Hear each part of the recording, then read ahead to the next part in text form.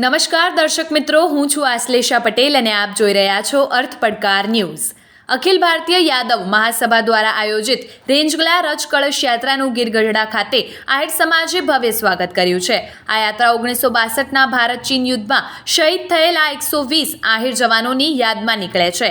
યાત્રા દરમિયાન શહીદ જવાનોની વીરતા, શૌર્ય અને દેશભક્તિને યાદ કરવામાં આવી રહી છે. સાથે જ ભારતીય સેનામાં આહિર રેજિમેન્ટની માંગ પણ ઉઠાવવામાં આવી રહી છે. આ યાત્રા હાલમાં દેશના તમામ ગામડાઓ અને શહેરોમાં ફરી રહી છે.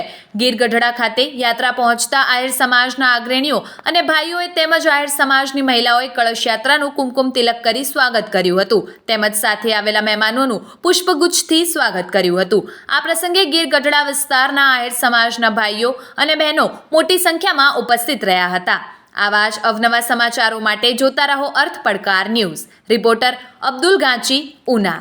જોતા રહો અર્થ પડકાર ન્યૂઝ અને અમારી ચેનલને લાઇક, શેર ને સબસ્ક્રાઇબ કરવાનું ભૂલશો નહીં.